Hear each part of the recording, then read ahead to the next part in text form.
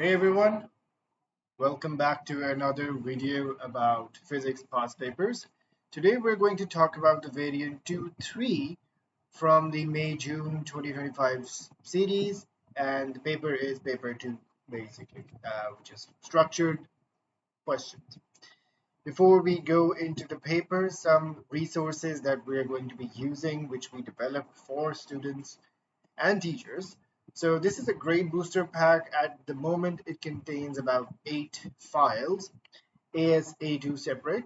For AS, as you can see, one of them is definitions and formulae.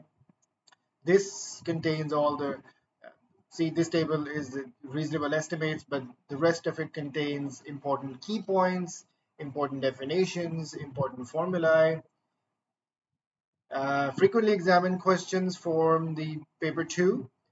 We are working to include some questions from paper 1 also, but right now this is very comprehensive already. Important derivations, it contains derivations from the syllabus, some of them not from the syllabus, just as a learning exercise, and some of them from past papers which come again and again. From the A2, frequently examined questions, this is structured a little differently than the AS1. As you can see, you have syllabus column on the left side question and the corresponding answer on the right hand side, and the years listed listed on the right hand side. As you scroll, you will see that there will be some questions where there are a lot of years listed, so that means that those questions are very important and very likely to be examined. Then we have definitions and formulae for A2, also similar document than what we had for AS. Important points, important formulae, important derivations for A2. Some of these derivations, as you can see, this one, for example, this comes with again and again. Some of these are required by the syllabus. Some of these are not required, but still listed as a learning exercise. These capacitor ones are very important. They come again and again. Graphs. We know we struggle with the field graphs, but especially the field versus potential graphs for gravitational and electric fields. And the rest of the graphs are also included, thermodynamics, capacitance, etc. Last but not the least, paper 5, question number 1, which is the planning question. This is important. Most of the students miss out a few things, important things, and lose marks. So we've created a checklist based on the marking schemes, the syllabus requirements, and the examiner reports. And we have also included some couple of solved questions. As you can see, we have created the diagram and the text for that also. So you can read through it and see how detailed and how thorough you can be for your right. Okay, now let's start with the paper. Question number 1, define velocity. Now this is very straightforward. You don't even need to see the definitions and formulae booklet. So this is rate of change of displacement. Sorry, of displacement. Right, okay. In an experiment, two objects A and B are released from the side of a building as shown in figure 1.1. This is very similar to the 2-1 variant, but I think there will be some difference in this one. Object A is released from rest at a height of 10 meters. So this object is released from rest, so that means initial velocity is 0. Object B is released with an initial upward velocity of 3 meters per second at a height h above the ground. Both objects take the same time to reach the ground. They do not collide with each other. Air resistance is negligible. Right, okay, calculate height h. Okay, now since they're both taking the same amount of time, we can start with object B, because obviously that h is the net displacement for B. The time for both of them to drop, that is the same, so we can equate those. So time for A. So since it is being dropped, we need a relationship between displacement and time and A. We don't need to be concerned with final velocity at the moment. So S is equal to ut plus half at squared, but ut is 0, so half at squared. So um, S is given as 10 because it is dropping 10 meters. So 10 times by 2 divided by 9.81 is your t squared. So 20 divided by, so square root 20 divided by 9.81, that is 1.427. Sorry, 428, let's call it. Okay, now time for B. That is the same, but the net displacement is h. So S is equal to ut plus half a t squared. Now notice that for B it's a like direction in two, travel in two directions. So we will take upwards to be positive. For this one, we just casually just took downwards as positive because we wanted to know the time. That's all. If we had wanted if we had kept the convention, we would have done minus 10 and minus 9.81 for that. And again, you will have gotten the same answer. Now, if we continue keeping upwards as positive, u, upwards velocity is 3, times by the same time over here, 1.428 plus half. Again, for this time, a is minus 9.81, just like we had for this point over here. So 9.81, so minus 9.81 times by 1.428 squared. So we'll keep that as an answer. So 3, so this is h equal to h, net displacement.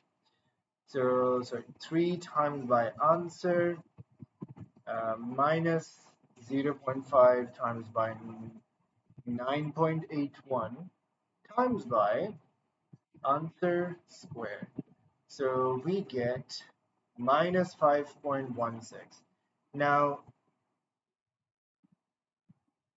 this is what we have gotten is the net displacement.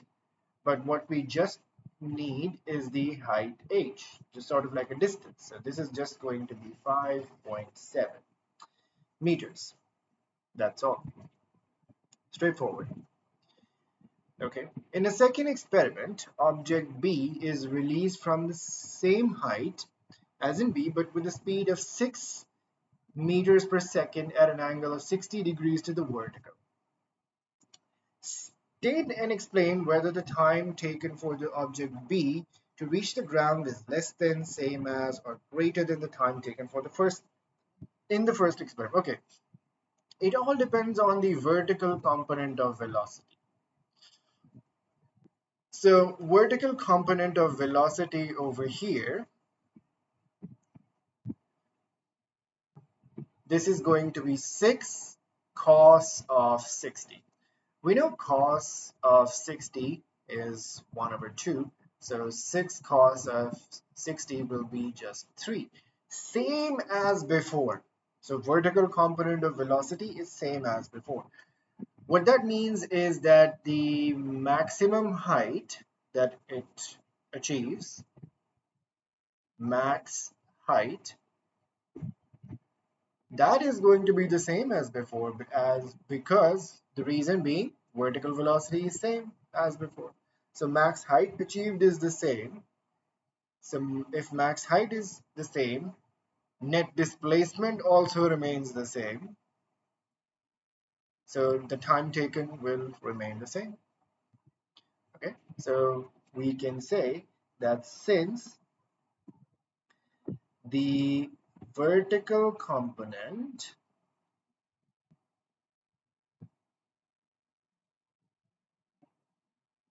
of initial velocity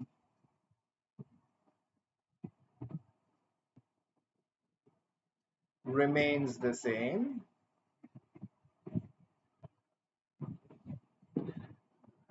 you could add the net displacement also, but we already know about that. Same height, so we already know that net displacement is the same. Remains the same as first experiment.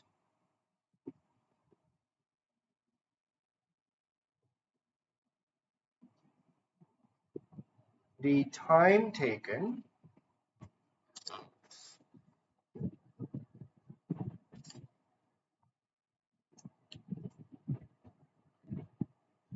for B to reach the ground is same as before. That's it. By considering energy, state and explain whether the speed at which object B reaches the ground is less than, same as, or greater than in the first experiment. Okay, so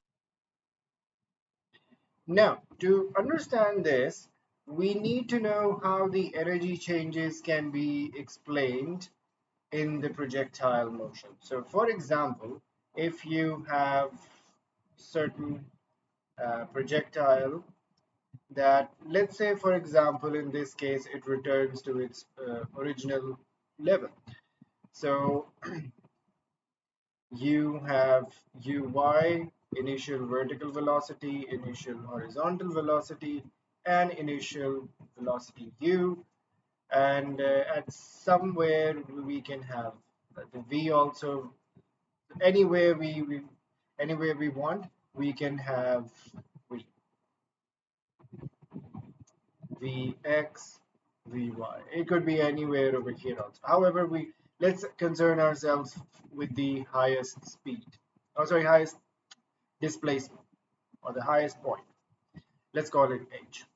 Now, if we want to find out the highest point without the kinematics, using only the energy changes, we just simply have to remember that the change in potential energy and change in kinetic energy formula that we will use, we will only need to concern ourselves with the vertical velocity. We don't need the horizontal velocity, because vertical component of the velocity is determining the maximum height. So mgh is going to be half m v squared, because we know that the v over here is zero, vertical velocity over here is zero, so we only need to be concerned with the initial vertical velocity. So m will get cancelled, so you'll get maximum height achievable to be uy squared over 2g, which is something we will get with just kinematics alone also. However, now we only need the vertical velocity, but that does not mean that we cannot include the horizontal velocity into the discussion or not.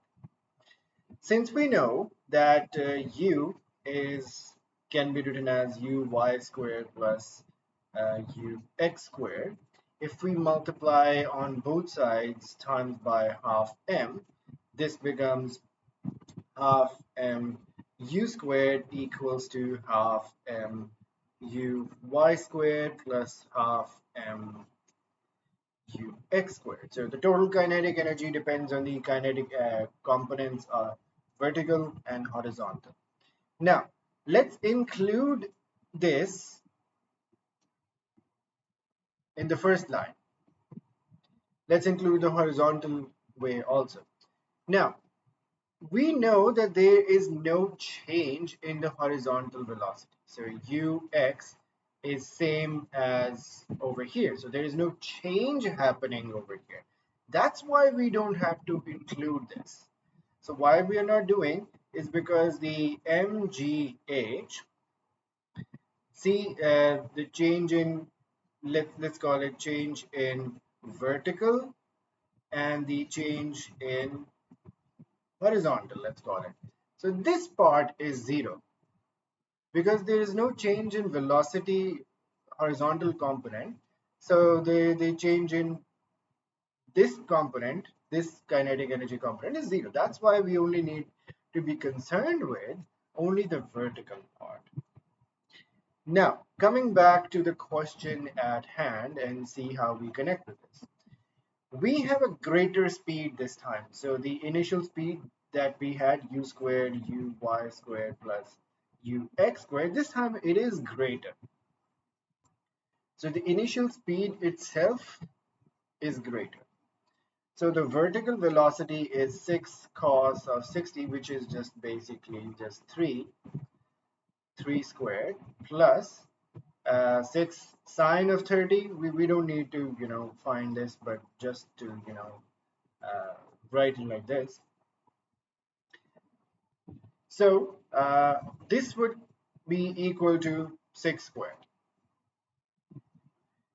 So this would be the 6 sine of 30. Now, the projectile motion, when it goes like this, the horizontal velocity itself is not changing. So the change in the horizontal kinetic energy will be zero because that's not changing. However, the maximum change that's happening is due to this height, max height. So let's call it mgh equals to change in eky plus change in ekx. This is zero as we have already determined because there is no change in vertical velocity, horizontal velocity. So we can just simply discard that. We don't need this in discussion. Now, second point to notice that this, we are talking about a change. So if the initial velocity, let's say over at this point, this is the maximum change now. So at this point, the vertical velocity is zero. So, and somewhere at this point, the vertical velocity will be maximum. So half mv squared minus half m 0 squared. Again, this part would be zero because the velocity is over here is zero. So according to this, mgh is equal to half mv squared, back again same way. So what this tells us that the vertical velocity that it reaches with would be the same as before, because the vertical velocity remains 3, initial vertical velocity remains 3. So the final, when it reaches the ground, would be the same as in the previous experiment. That is not changed. However, what has changed is the presence of horizontal velocity. We know, we already wrote this over here, that the final velocity also will have a component of horizontal velocity. So the total speed would definitely be higher because you had a higher speed. So 6 sine 30 whole square, the initial speed was higher. Previously, the speed was just 3. Previously, the speed was just 3. Now, the total speed is 6, which is higher. So when you find out the final velocity at the lowest point at the ground just before it hits, the final speed would be greater. So that's the reason for this. So uh, since the initial speed is greater in second experiment,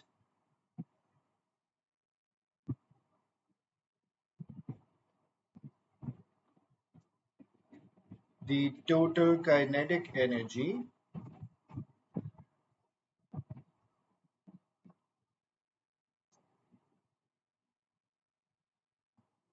is also greater.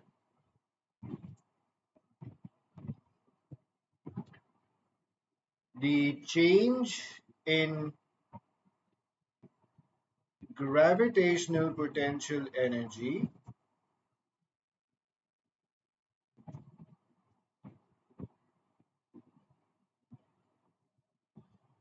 is same, therefore the final speed would be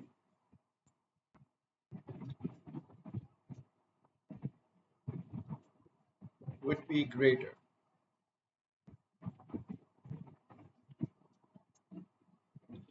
So we had to explain this in terms of energy. So that was the reason. Because the change in kinetic energy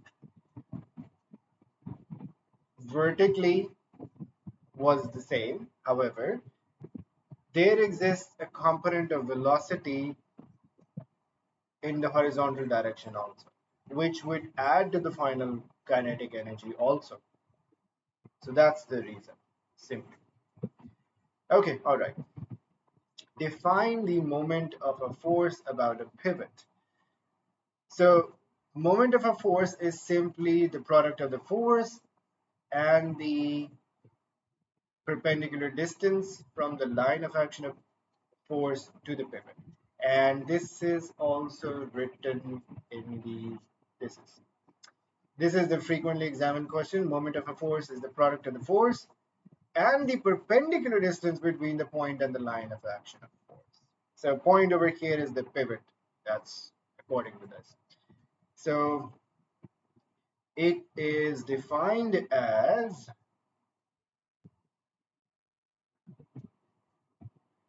product of force and the perpendicular distance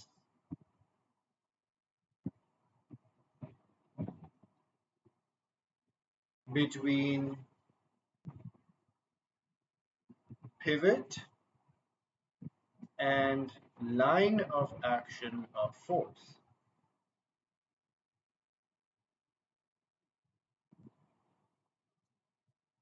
Okay. Three objects, A, B, and C, are placed in a horizontal beam. The beam is in equilibrium, as shown in figure 2.1. The beam is uniform and has length 9 meters. Now, 9 meters mean, the uniform and being the 9 meters mean is that the center of gravity is at the exact center. So center of this point over here means center gravity at center, an exact geometric center. Pivot is at the midpoint of the beam. Now, when the pivot is at the midpoint of the beam, that means the moment of the center of gravity about the pivot would be 0. Actually, we don't need this thing. All right. Object A has mass 90 kg, so I think we can draw the force. This is going to be 90 g. Object B has mass m, so mg. And object C has mass 150 kg, so 150 g. Okay, and is at the other end of the beam. Okay, so this means the distance between these is 4.5, and the between A and the pivot also is also 4.5. Okay, calculate m. Okay. To solve this, we need the principle of moments, is that the sum of moments clockwise is equal to sum of moments, anti-clockwise or counterclockwise. So clockwise moments are 150 times by 40. 4.5, my bad. And on the other side, you have 90g times by 4.5 plus mg times by 3. Now we just need to solve for m. This is 150g, my bad. Okay, as you can see, g is common across all the terms, so g cancels out. We're left with 150 times by 4.5, 675, equals to 90 times by 4.5, 405,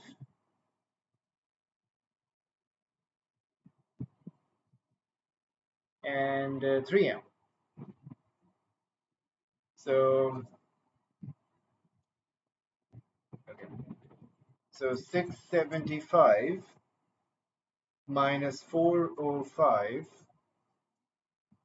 divided by 3, m is 90. So m is equal to 675 minus 405 divided by 3 equals to 90 kgs. Easy. All right.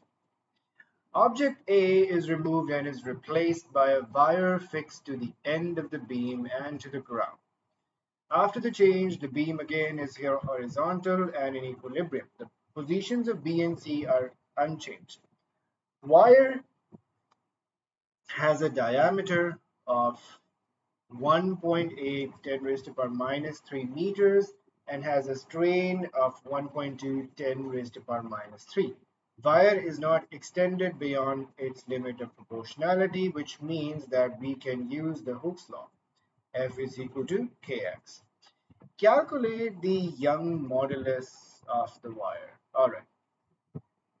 Now, since everything else is the same, beam again is horizontal, positions of B and C are unchanged. That means the B and C themselves are also unchanged. So this means that this wire is offering the same downwards force, downwards tension that A was providing. So this tension, this would be still 90 G. So tension in wire would still be 90 G. Okay, so this is the F part of it here, simply. This is the F. Now, what else do we need? We need, for the Young modulus, we need stress over strain. Strain is given to us. For stress, we need force over area. A stress is force over area. Force is given to us, 90 G. 90 times by 9.81. For area, pi diameter squared, 1.8 10 raised to power minus 3 whole squared divided by 4. So this is the stress. So we will say 90 times by 9.81 divided by pi times by 1.8 times by 10 raised to power minus 3 whole squared divided by 4. This is our stress. Let's use standard form over here.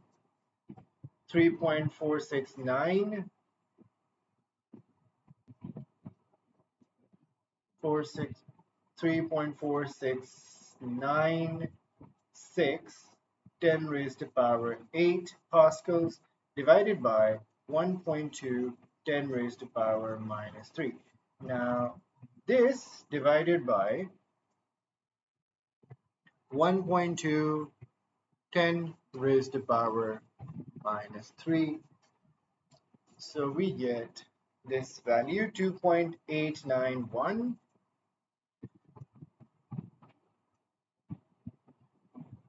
10 raised to power 11. So we can write it as 2.9 10 raised to power 11. Object B is now moved to a new position closer to the pivot without passing it. The beam is again horizontal and in equilibrium. State and explain the effect, if any, that this has on the strain of the wire, strain in the wire. Now, to explain this, we need to see that everything else is the same. Only B is being changed. The beam is still horizontal. Now, what that means is that the counterclockwise moment, that is still the same. So the sum of moments counterclockwise is constant. So this means that we are just bringing B on this side. So previously we had 90G times by 4.5. 5 plus B times by 3. B, whatever this was, we don't need to be concerned with it. We can actually, okay, find out. Mg, we found out to be, this is also 90. Okay, 90G, let's call it. So 90G3.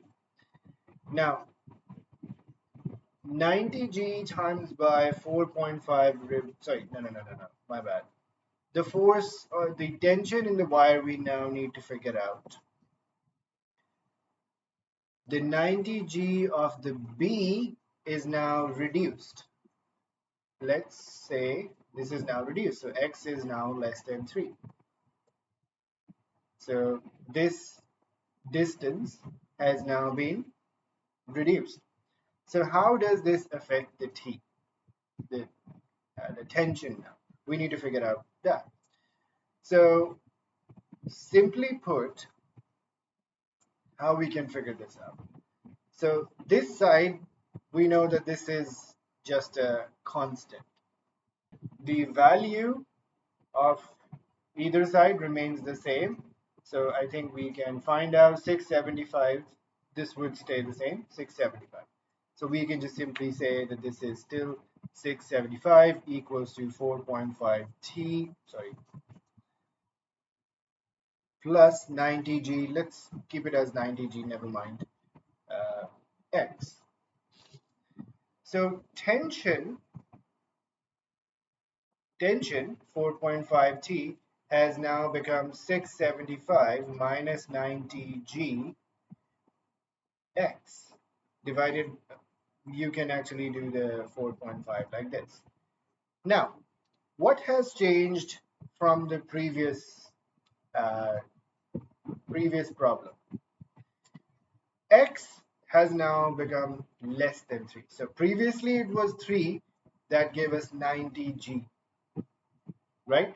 So for example, if I just plug in the value, 675 minus 90G, sorry, times by 9.81 times by 3 equals to 4.5.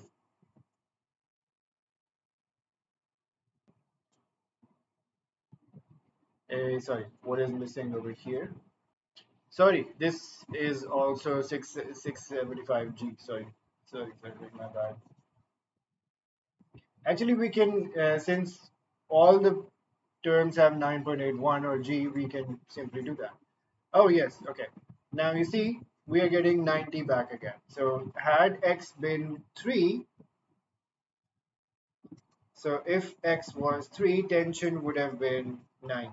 But what if X is now less than this? So when X is less than 3, tension would be greater than 90. Simply, it's simple mathematics over here. If you reduce the value of x over here, the numerator would increase, the value of tension would be higher. The tension becomes greater than 90, or simply tension increases, that would increase the stress. Since E is a constant, that would mean that the strain will increase to compensate for this increased stress. That's it.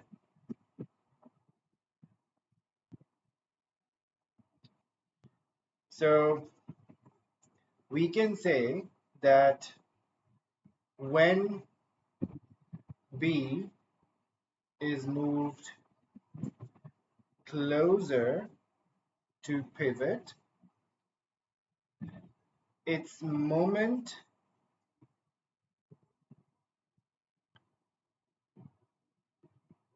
about pivot would decrease,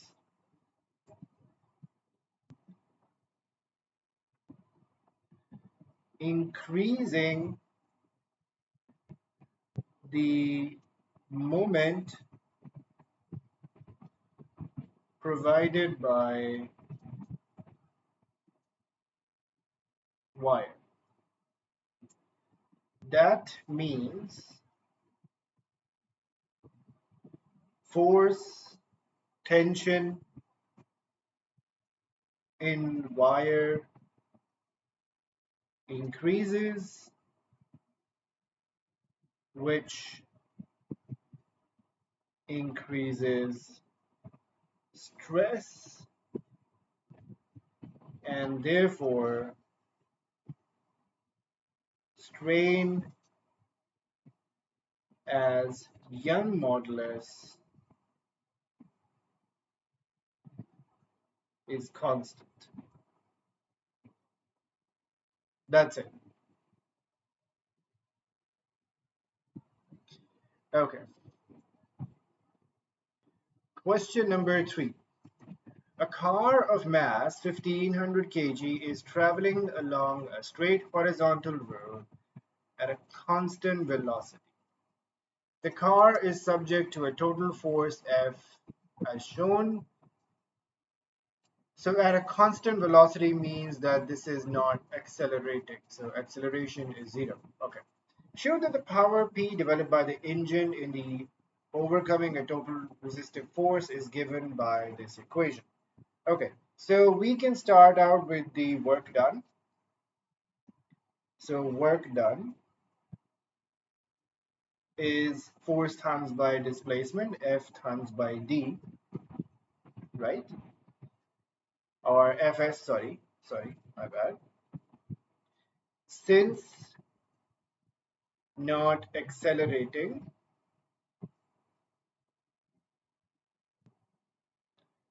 S is equal to Vt, therefore, which means V is equal to S over T.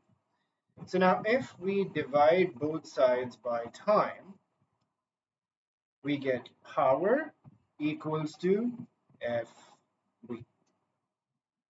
Because again, we have already written this, S over T is V because it is not accelerating.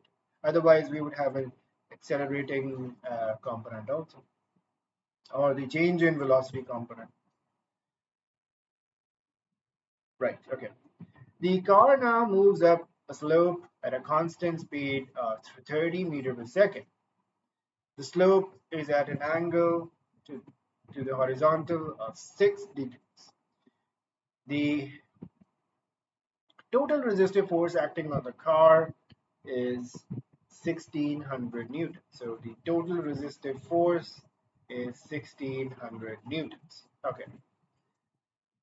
Show that the increase in gravitational potential energy of the car in a time of 1 second is 46,000.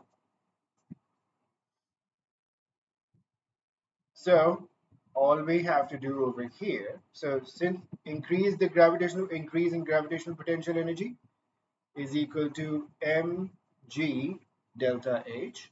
So m is, sorry, what was it? 1500 kg. So 1500 times by 9.81 times by height. We need to figure out in a time of 1 second. So we need to figure out what's the distance covered this way, and that way we can figure out what the height covered this way is. So the distance covered, s is equal to vt because it's a constant velocity. So 30 times by 1 is just 30 meters. So if this is 6 degrees, this height would be 30 sine of 6 degrees. So change in height is 30 sine of 6 degrees. That's it. So 1500 times by 9.81 times by 30 sine of 6 degrees. Degrees. 4.6 normal. 46,000 basically. So we needed 46,000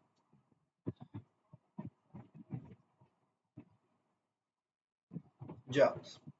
Use the information in B1 to determine the power developed by the engine to move the car up the slope.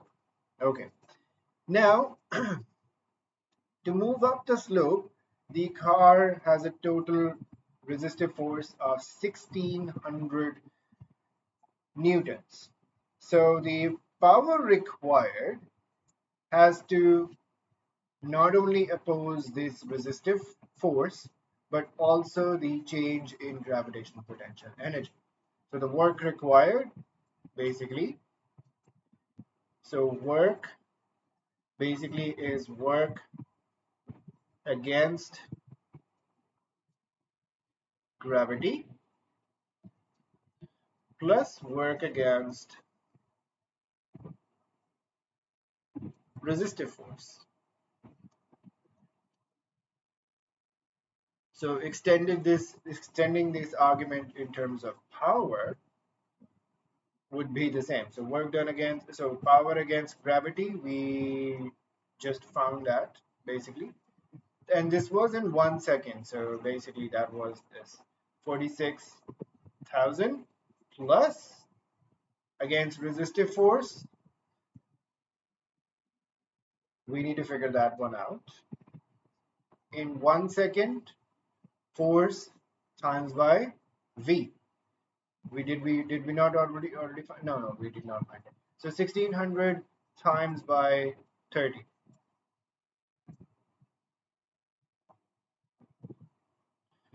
So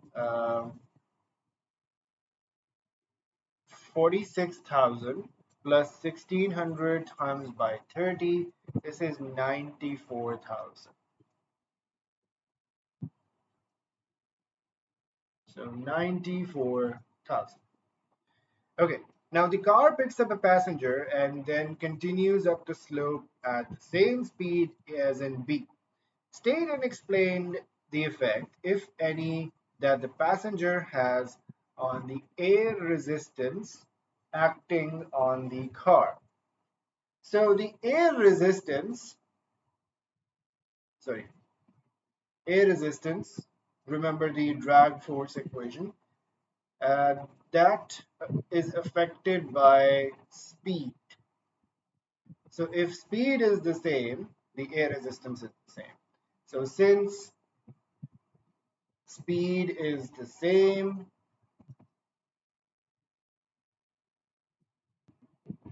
so is the air resistance. The power developed by the engine. Now, the total mass of the car has increased.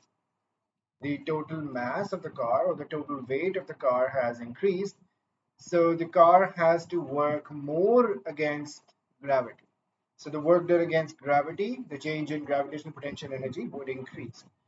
So we can say as weight has increased, more power would be developed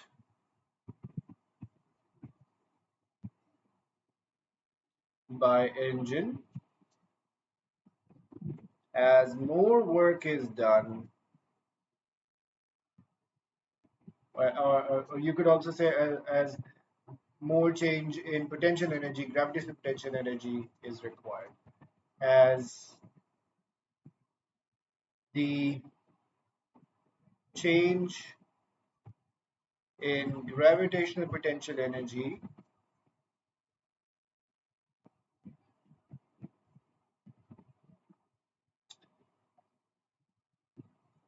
per unit time has increased. That's it. Simple. Okay, moving on. State the principle of conservation of momentum. Now, normally you would say that the momentum before is equal to momentum after. This would be a mistake. Why? Because there is another statement in it, which is no external force acting on the system. Or you could also say that this is a closed system or isolated system. You see these two statements. Principle of conservation of momentum states that the total momentum of an isolated system of colliding bodies or interacting bodies remains constant, or you could say uh, total momentum of interacting bodies remains constant provided no external forces act on the system. You instead of saying total momentum of objects remains constant, you could say momentum before is equal to momentum after, as long as no external forces act on the system. So that's it. So going back, the total momentum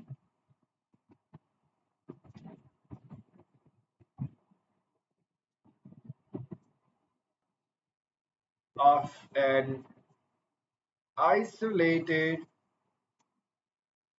system of interacting bodies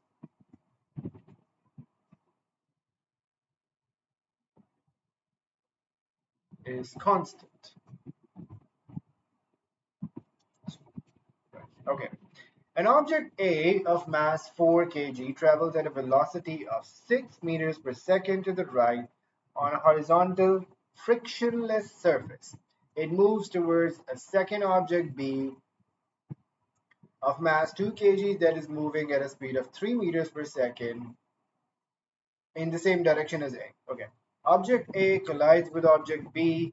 Two objects join and move off together with the velocity V. That means their masses coalesce or masses come together. Coalesce. Now, calculate V. So using the principle of conservation of momentum, momentum before m1 u1 plus m2 u2 is equal to their masses, since they are added now, times by V.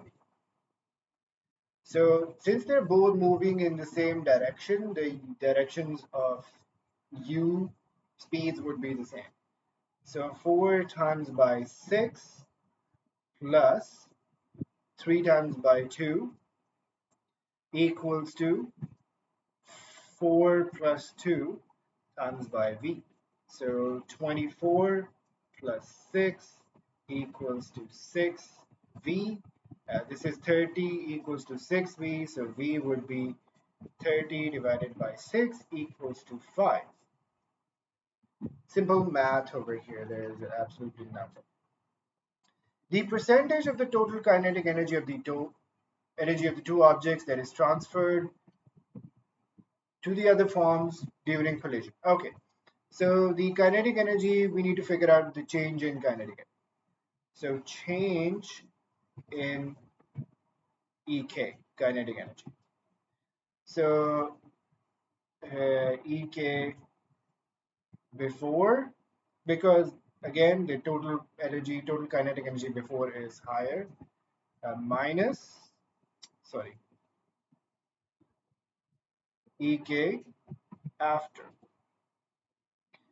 So half times by 4 times by, you could also do p squared over 2m basically. So we have already found out the momentum of those two bodies. You could do divided by that also. Otherwise, that's one and the same thing. So 4 times by 6 squared plus half times by, uh, wait, 2 and 3 squared. So 6 was the speed, right. And minus, this mass has become 6 and speed has become 5. So 2 times by 36, which is going to be 72, and then 9 minus 25 times by 3, this is 75. So you are left with 72 plus 9, which is 81, minus 75 is 6. So this is a 6. This is change in kinetic energy, not percentage yet. So we need the percentage of the total kinetic energy of the two objects. So we need it as a percentage. So this is going to be, percentage change in kinetic energy basically. So this is going to be 6 joules divided by total energy before is 81 times by 100%. So 6 divided by 81 times by 100, that is 7.4%, or roughly just 7. You could write 7.4 also. Okay, anyways, let's move on. State why the sound waves cannot be polarized. This is just because that they are longitudinal waves. So only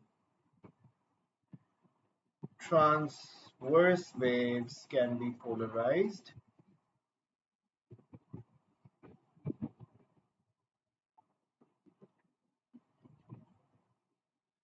Since sound waves are longitudinal,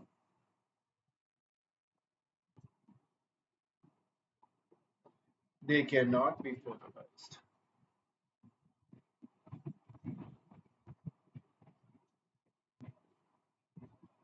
Okay.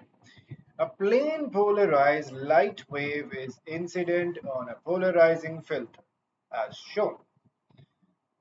The incident of the light intensity on the filter is I naught. Light is incident normally on the filter, and the transmission axis of the filter is initially perpendicular to the plane of the polarization of the light. Filter is now rotated through 360 degrees about the direction of travel of the light wave. On figure 5.2, sketch the variation of the intensity I of the transmitted light with the angle of rotation alpha as the filter is rotated through 360 degrees from its initial position. Okay, so let's see the math required in this. Now, you know the Malus law over here that is required. Like this. I is equal to I naught cos squared theta. So it's usually I is equal to I naught cos squared theta. Now, if I draw the cos squared theta graph,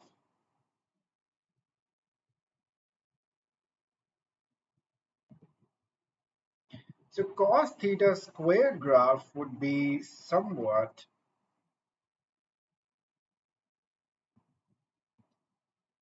this is a very poor graph, but I hope you understand what this means, like this,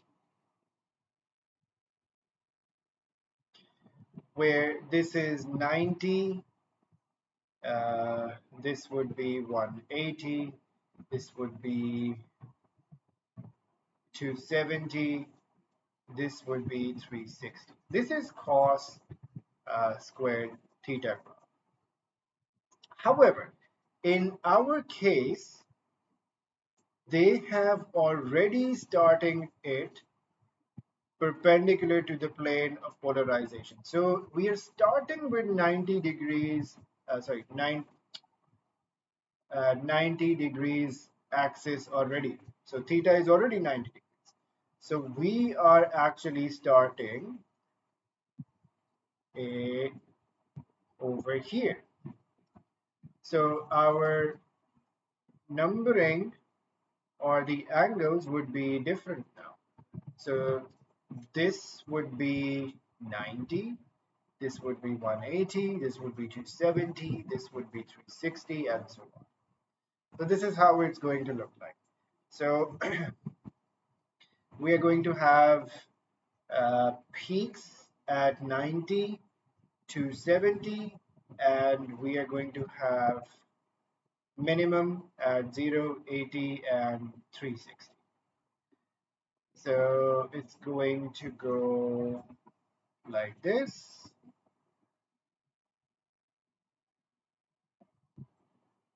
And sorry.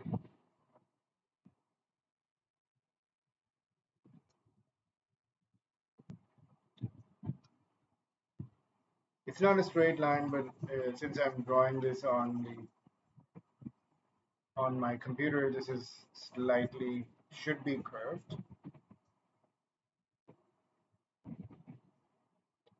Yeah, okay.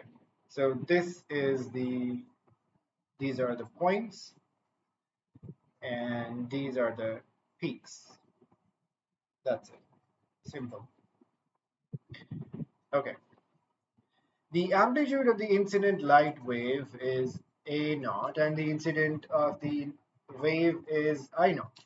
Use Manas's law to determine, in terms of A naught, the amplitude of the transmitted wave when alpha is 20 degrees. Okay, so we know that I intensity is directly proportional to the square of the amplitude, which means that the I uh, over A squared is going to be constant, right? Okay. Now, we know that when you have I naught, you have A naught.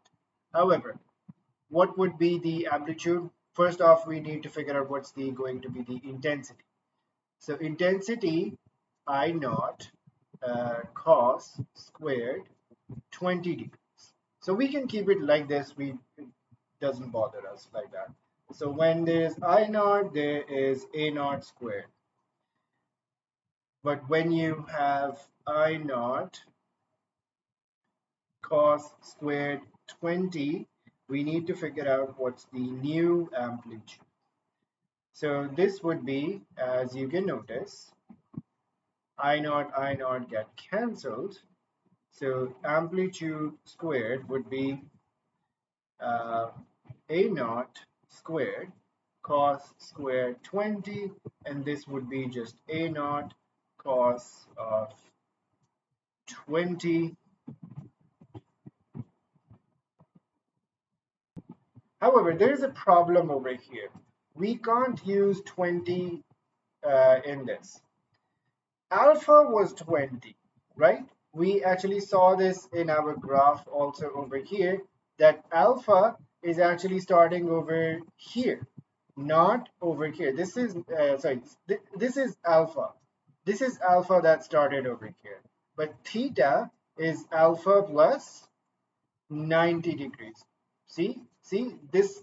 The original one was the theta, and this is now alpha because we are starting at 90 degrees already. So when alpha is 20 degrees, the 90 has to be added already. So we need to add this. So this would be 90 plus uh, 20, which is going to be 110. So 110, 110. Anywhere else? Oh yeah, this one.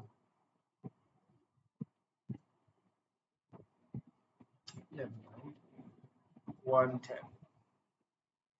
Okay, so cos 110. So we need the number. So cos of 110, that is 0.342. So 0.34 A naught. That's it. It's coming out negative because cosine after 9 between 90 to 270 is negative. But since you are actually doing the square root, we can't use a negative number. And obviously amplitude is a positive number. It cannot be a negative number either. Okay, moving on. State what is meant by diffraction. This is an easy question, but just to show you that we have that. Diffraction is just the bending of waves, bending of the wave around an obstacle or through a narrow opening. Okay. So bending of a wave around an obstacle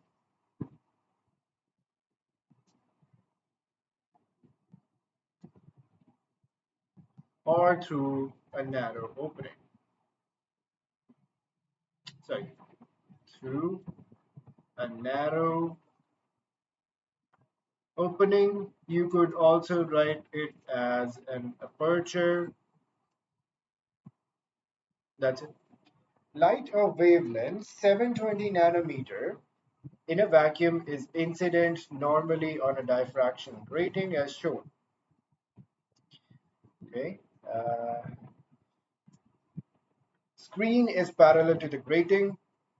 An interference pattern is seen on the screen, and the angle between the second order maxima is 52 degrees. Calculate the frequency of the light. Okay, so if the difference between the second order maxima is 52, the difference between second and the zero would be half and half of each.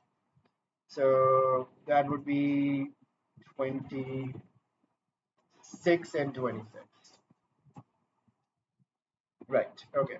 So we just need to use the formula, and lambda is equal to d sine theta. So what do we have? We don't have the specifics about the diffraction grating. So what do we have? We have the angle, we have the wavelength, we have the order.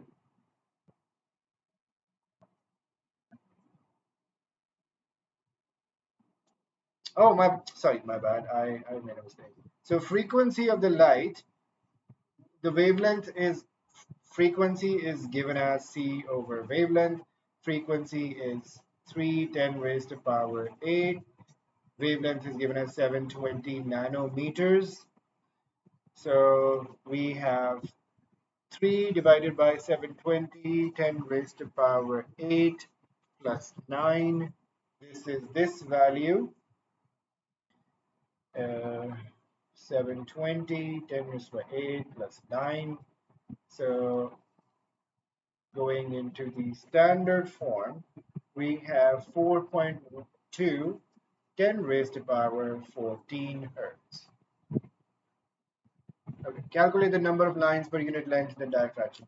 Okay, now we are going to use this. So n lambda is equal to d sine theta. Because first we need to find out d. D is equal to n lambda over sine theta. So n is 2, lambda is 720, 10 raised to power minus 9. Sine theta is sine of 26. So 2 times by 72 times 10, 720, sorry, 10 raised to power minus 9 divided by sine of 26. This is this value, 3.2, 10 raised to power minus 6. This is the line spacing. So we just need to do the number of lines per meter is equal to 1 over 8. Simple. So 1 divided by answer, this is just going to be 3.04, 10 raised to power 5 lines per meter. So that's it. So 3, 10 raised to power 5. The light in figure 6.1 is now replaced with a light of a different wavelength. It is observed that the third order maxima of this light are at the same position as the second order maxima of light.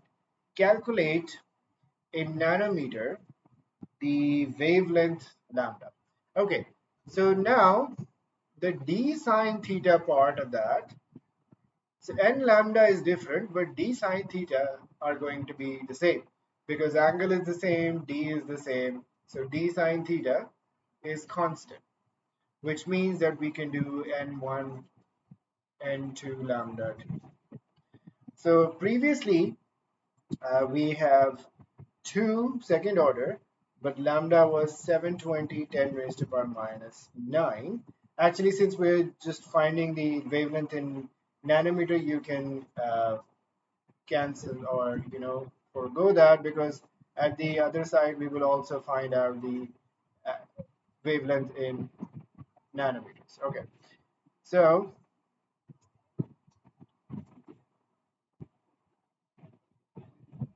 at the third order maxima, we need to find out, sorry, wavelength we should use like this. So 2 times by 720 divided by 3. So 2 times by 720 divided by 3. This is 480 nanometers. Simple, straightforward answer. Okay, all right. A nichrome resistance wire has length 150 centimeter, cross-sectional area this, resistivity this. Calculate to 3 significant figures the resistance of the wire. Resistance formula is resistivity L over A. They have given us everything. So resistivity is 1.12, 10 raised to power minus 6. Length is 150 centimeter, but we need to convert it into meters, so 1.5. And then we have cross-sectional area, 2.45, 10 raised to power minus 7. So 1.12 times by 1.5 divided by 2.45 times by 10 raised to power minus 6 plus 7, 6.8. To 3 significant figures, that would be 6.8, 6, 6.86. Okay, the nichrome wire forms a part of a potentiometer circuit together with a cell of an electromotive force, EMF 1.2 volts, and negligible internal resistance. The circuit is used to determine the EMF of the cell X. The galvanometer is used in a null method to find the null point 64 centimeter from the left hand end of the nichrome wire. Explain what is meant by the null point, null method. That's when the galvanometer reads 0. So the null point where the galvanometer reads 0, uh, um, you could see null point, null method is uh, when galvanometer reads 0. That's it. Simple. Okay, calculate the EMF of the cell X. Okay, so we know how the null method works, right? So this length of resistance compared with the total length is proportional to this 1.2 basically. So this is all we have to do. So the length 64 over 150 is length ratio times by 1.2. So that's all we have to do over here. There's nothing more. So 64 centimeter over 150 centimeter times by 1.2. So 64 divided by 150 times by 1.2 is 0.512. So this is 0.51. The cell of EMF 1.2 is replaced by a new cell with the same EMF but with an internal resistance that is not negligible. State and explain the effect, if any, of the internal resistance of the new cell on the position of the null point. Oh, sorry. Okay, my bad. Okay. So what's happening over here is that due to the internal resistance, so when an internal resistor R is added over here, the lost volts will increase. We know that the terminal potential difference is equal to the EMF minus lost volts, and basically this lost volts are just I times by small r, which means that the terminal potential difference, the potential difference that is accessible for the nichrome wire, will be lower. When that is lower, due to the lost volts, the null point would be at a higher length. Why? You can see this. So for example, if we repeat this, so the value of the EMF is not changing. Huh? So value of the EMF, sorry, this other EMF we found out to be was 0.51. So if we make one change, if we make 1.2 smaller, let's say for example we make it as 0. Let's say 9. So in that case, the value of this length will sure short come higher. So we can just use the test value 0.5, 1 times by 150 divided by 0.9. As you can see, it's coming out to be 85. So this is just simple math. So you can just we can just write about this. So the null point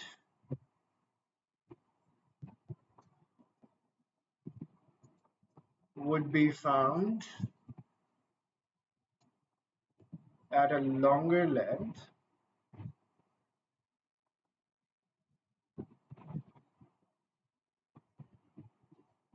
at a longer length because due to the lost volts,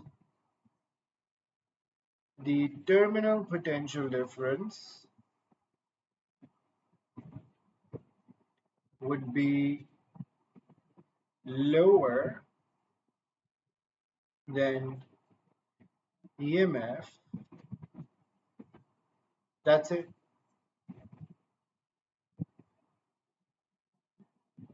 So we don't.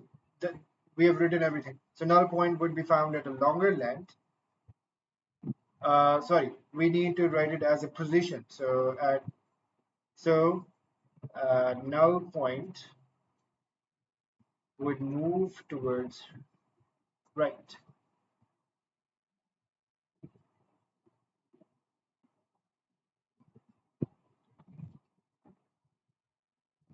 That's it. Simple. Okay, all right.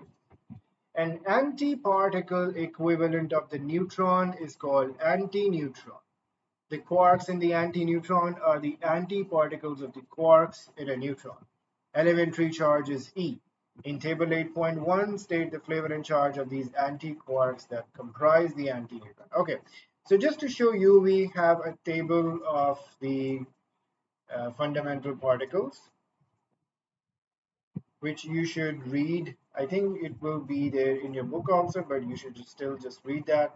So the first three columns are the fermions, and the other ones are the antifermions, the antiquarks, and so on.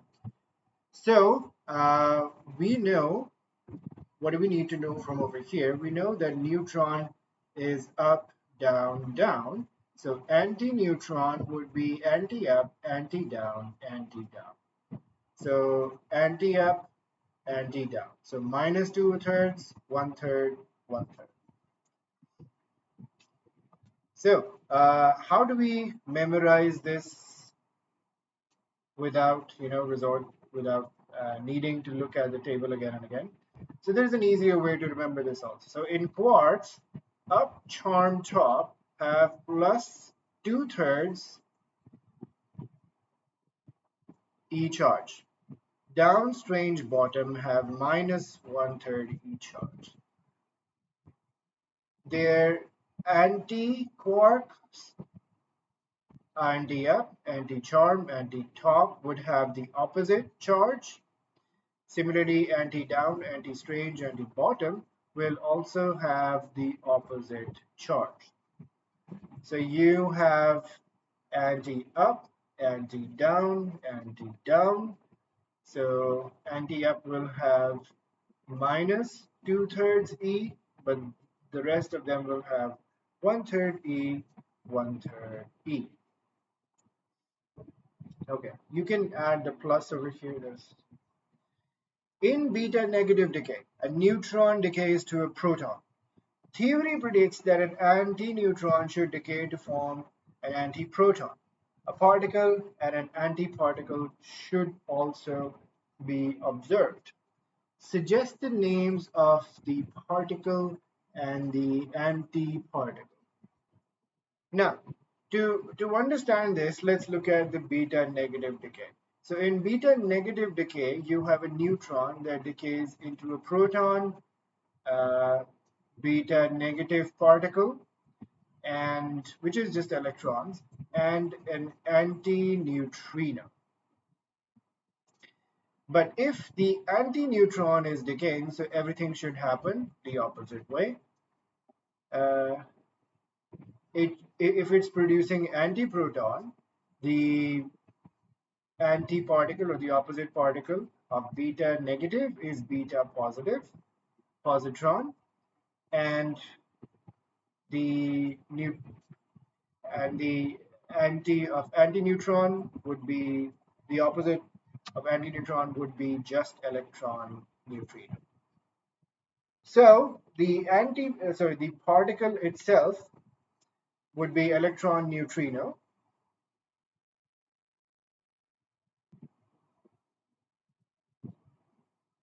and the antiparticle, this is the antiparticle of the electron, so the antiparticle would be positron. You could also say beta plus particle also. You could also say a beta positive